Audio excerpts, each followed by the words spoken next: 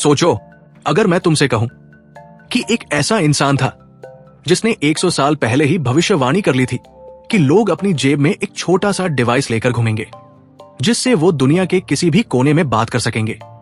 और सिर्फ बात ही नहीं, बिजली भी हवा में ट्रैवल करेगी, ना तार ना केबल, बस एनर्जी, फ्री फ्लो में।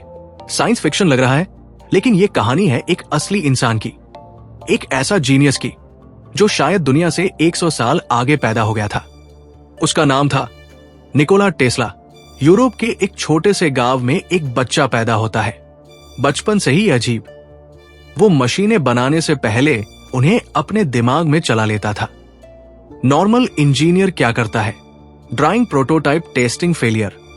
टेस्ला वो आंख बंद करता है, मशीन को इमेजिन करता है और देख लेता है कौन सा पार्ट कब टूटेगा, जैसे उसके दिमाग में पहले से एक सुपर कंप्यूटर इंस्टॉल हो।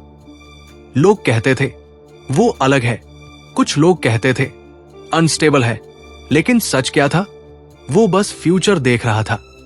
उस समय दुनिया बिजली समझने की कोशिश कर रही थी और बिजली के फील्ड का एक बड़ा नाम था Thomas Edison. Edison DC current इस्तेमाल करता था।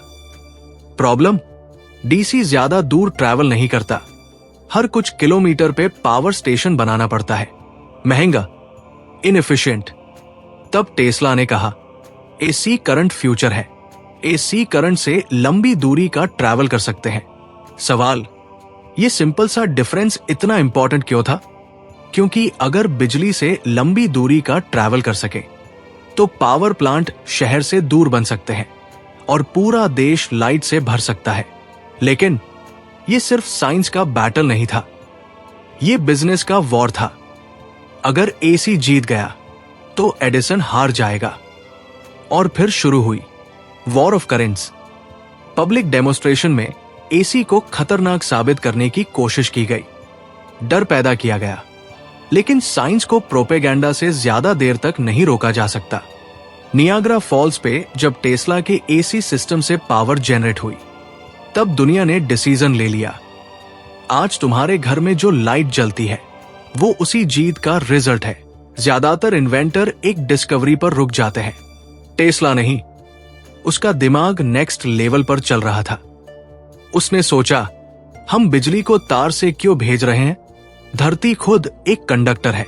अगर हम हाई फ्रीक्वेंसी एनर्जी धरती में इंजेक्ट करें तो एनर्जी पूरी दुनिया में फैल सकती है। सोचो, पूरा प्लैनेट एक बड़ी बैटरी। और टेस्ला ने यह साबित करने के लिए एक टावर बनाया, वार्डेनक्लिफ टावर। गोल, वायरलेस बिजली, wireless communication, global signal transmission. मतलब 1901 में ही वाईफाई का कॉन्सेप्ट, स्मार्टफोन का कॉन्सेप्ट, ग्लोबल कम्युनिकेशन नेटवर्क का कॉन्सेप्ट। सवाल, फिर आज हर जगह वायर्स क्यों लगे हैं? जवाब आसान है, फ्री एनर्जी का मतलब नो प्रॉफिट। जिस फाइनेंसर ने पैसे दिए थे, जब उसने सुना कि टेस्ला बिजली फ्री देना चाहता है, फंडिंग बंद, टावर खत्म, प्रोजेक्ट खत्म, और शायद मॉडर्न दुनिया की दिशा भी वही बदल गई। न्यूयॉर्क, एक होटल का कमरा। टेस्ला अकेला रहता था। पैसे की तंगी, दुनिया ने लगभग भुला दिया था। एक दिन वो मरा मिला, natural death. Official report simple थी, लेकिन जो आगे हुआ वो अजीब था। यूएस सरकार के एजेंट्स ने उसका कमरा सील कर दिया, सारे डॉक्यूमेंट्स जब्त कर लिए। वजह, नेशनल सिक्योरिटी। उन पेपर्स में क्या था? एडवांस हथियार, वायरलेस पावर फॉर्मूले, या कुछ और जो दुनिया के लिए तैयार नहीं था? आज तक कोई साफ जवाब नहीं। अगर वार्डेनक्लिफ टावर सफल होता, शायद बिजली के बिल आते ही नहीं, दूर दराज के गांवों में तुरंत बिजली आती, फॉसिल फ्यूल पर निर्भरता कम होती, चार्जिंग केबल इतिहास बन जाते, और शायद मॉडर्न दुनिया का पावर स्ट्रक्चर ही अलग होता। टेस्ला पागल था, या मिसअंडरस्टूड जीनियस, या फिर एक ऐसा इंजीनियर जो अपने टाइम से 100 साल आगे पैदा हो गया था? कभी कभी दुनिया इनोवेशन को रिजेक्ट नहीं करती, वो बस उसे समझने के लिए रेडी नहीं होती। और शायद निकोला टेस्ला के साथ भी वही हुआ।